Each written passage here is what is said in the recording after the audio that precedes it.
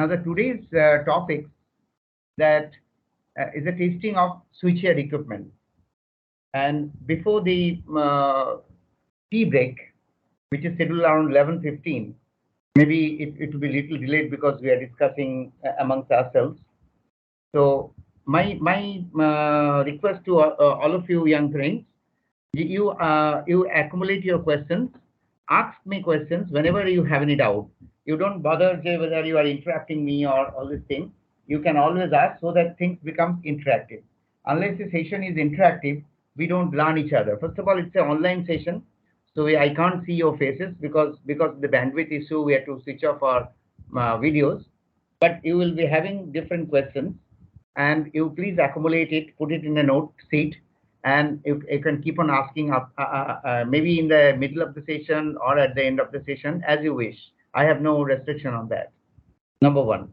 Number two, we are going to cover the testing of the equipment, but before that, we should know what are those equipment which is related to a switchgear. So my first session will be covering those, and in the second, today's schedule is transformer. So we'll be talking on transformer a little bit so that we can rebrush our programs, and we also come into the same page why testing is necessary, because testing is related to the physics of the equipment. Unless and until we understand the physics of the equipment, why the transformer is, what for the transformers are, what are the accessories of the transformer, what are their functions, why they become faulty, what kind of things to be noticed. Only when we get this knowledge in details, then only we can plan for testing, then only we can refer to the relative respective standards, maybe BIS or maybe IC or maybe any other specifications that that is being considered in our country. Now, first, in the first presentation, I must tell you what are the major switchgear equipment. The first major equipment, if you ask me on a switchgear, it is power transformer. Do you agree? You have to tell me yes or no. Do you agree? Yes, I agree. Yes, sir. Yeah. Because that's a feedback by which I understand that you are with me or you are not with me. I think any new participant join, just introduce me then and there. So what is power transformers? Second is earthing transformers. Have you seen any earthing transformers anywhere in the switchgear? No, sir. Okay, I will cover. Reactor transformers, have you seen it? Whenever we are talking of switchgear, I mean EHV switchgear, reactor transformers comes into the play. Then current transformers, voltage transformers, somebody says VT, or somebody says PT, both the same. Then EHV switchgears, then isolators and bus bars, and then the lighting arresters. So these are the major components of a switchgear, EHV switchgear in any substation. Whether you move to any part of the globe, you will see these are the standard equipment. Now, if you go take into a little deep dive of the substations or the switchgear, you see indoor, I mean inside the control room of the substation or the switchgear, you can see the control and the relay panels, where all the relays, where all the control on-off, tap changing, so many things, emergency trip, and so many things, alarm, fascia, everything are housed in a nicely built-up panel with a front, with a digital instrumentation, control, relays, etc., and a massive wiring inside. Now, these are very, very important from the point of view of operation, from the point of view of maintenance, from the point of view of regular monitoring. And those who will be in charge of the substation, they should know ins and outs what are inside the control panel, what are inside the relay panel, where the isolation switches are, where the fuses are. If something goes wrong, which fuse I should isolate. So there should be an in-depth knowledge on that. Then, of course, it comes about battery and battery charger. You know, battery is one of the most reliable DC supply, providing DC supply. And you know why battery is there? If I could have given you a AC supply, can it work in place of battery? No, sir. Why no? Who is answering? Uday, sir. Nasrullah. No, Uday Kumar, sir. Uday, sir. Sumit, Uday Kumar. Uday, you are correct. Yeah, yes. No uninterrupted AC supply can replace battery. But why battery? Then why? Why you are saying this? Your answer is correct, but why? The DC supply sensitivity is more for trip coils. The trip coils are operating in only DC coils. No, Uday, you are not correct. The coils operate on electromagnetic force. Whether you give a voltage, whether it's a DC or AC, electromagnetic force will be proportional to the square of the voltage or the current passing through it. So whether it's a AC or DC, coil does not make any difference. It will operate. But still, we prefer battery. Why? Yes.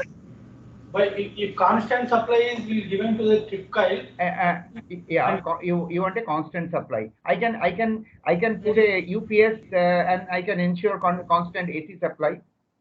Then I can get rid of battery, because battery is a chemical machine. There is a lot of chemistry there. You have to put acid, or you have to do something. Nowadays, a lot of lithium batteries have come into the picture. They become a little costlier, but still, battery is basically a chemical machine where you have to put on a lot of chemical things. You have to monitor it.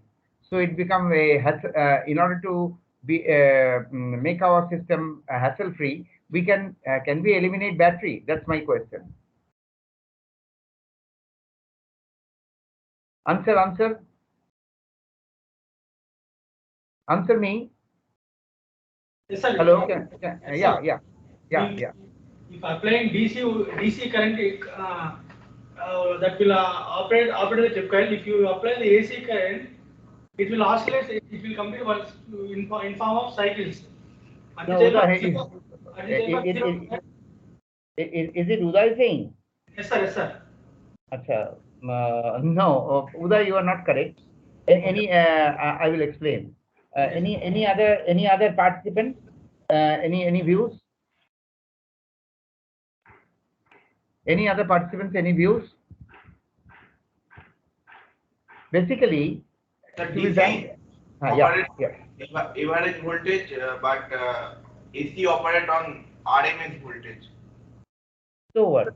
Ultimately, there is a voltage value available, whether it's average or RMS.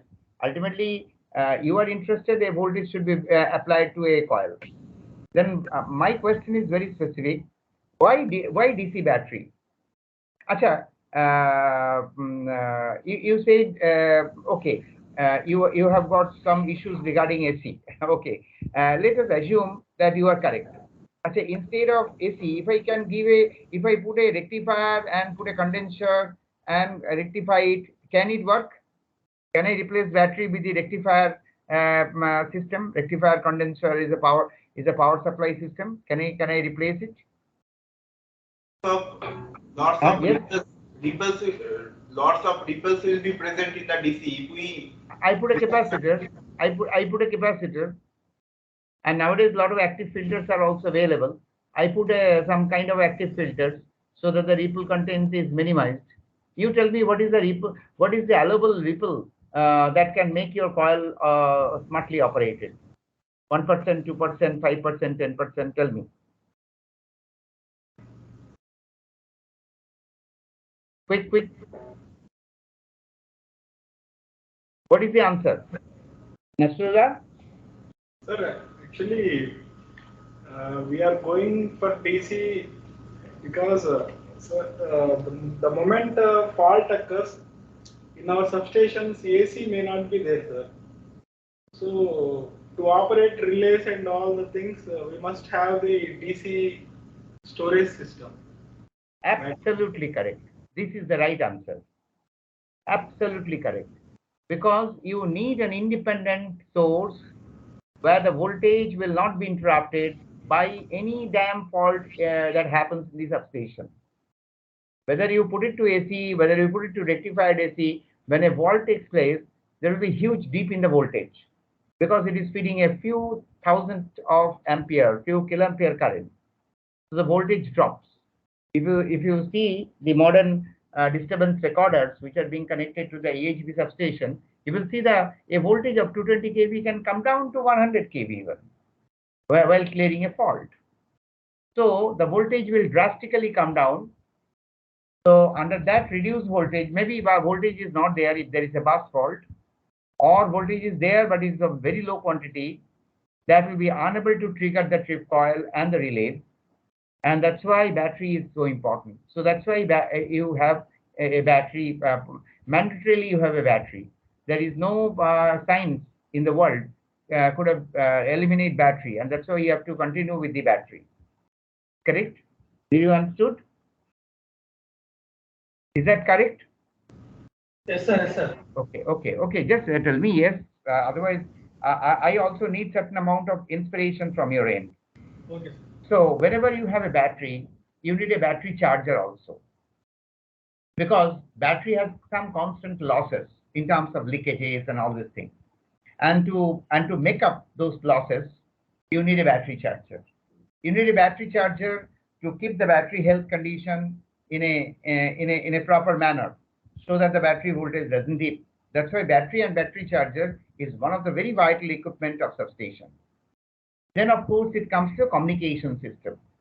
Communication system, although many of us, whenever we ask substation equipment, we may forget to include it, but communication is one of the very important system in a substation. Without communication, he cannot talk to another substation or generating station if there is a problem, or to his RLDC or SLDC. RLDC stands for Regional Load Dispatch Center, and SLDC for State Load Dispatch Center.